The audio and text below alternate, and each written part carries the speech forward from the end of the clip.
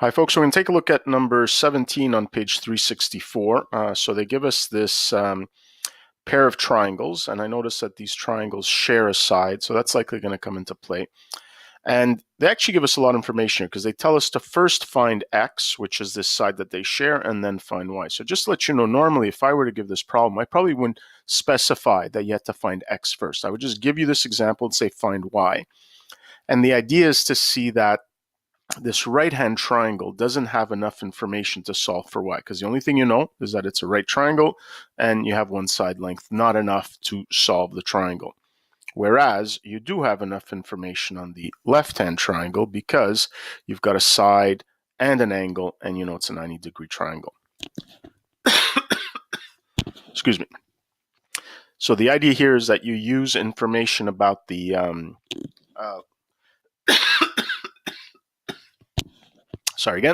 about the left-hand triangle to determine the right-hand triangle. So let's start by finding x. So I see that x is the side opposite to the 48-degree angle, and 8 is the adjacent side to the 48-degree angle, so that means I'm going to be using tangent. So I have that tangent of 48 degrees is equal to the opposite side, x, divided by the adjacent side, 8. And so now I can easily solve for x by just multiplying 8 to both sides. So again, opposite operation. So here I have 8 times 10 of 48 degrees. Oh, 48. Okay, so let's take our calculator here. And we've got 8 times tangent of 48 degrees, which gives us 8.88. Okay. So x is equal to 8.88. And by the way, everything here is given in centimeters, so this will be centimeters. Okay, and now that I know that this value here, I can find y, because now I have two pieces of information. The two pieces of information I have, so in this case here, y is an angle. I now have its opposite side, which is x, and 9 is its adjacent side. So I'm going to use tangent again. So tangent of y is equal to the opposite side, which is 8.88, over the adjacent side, which is 9. And so now I have to apply the opposite operation of tangent, which is inverse tangent. So here I had to apply the opposite operation of dividing by 8, which is multiplying by 8.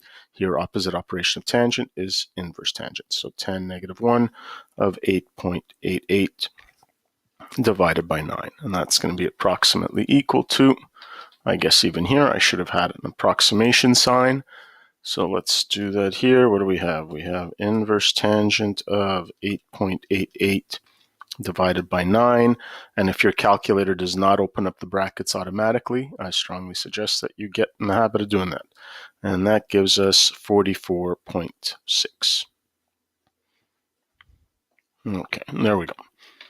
So just to recap here, this is a pretty typical type of problem where you use information from one triangle to help you solve something in another triangle.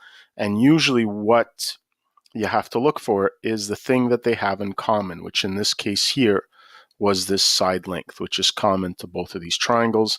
And in both cases, I had to work with tangent because the information I was either given or was interested in were the opposite adjacent sides. Okay, that's it for this one.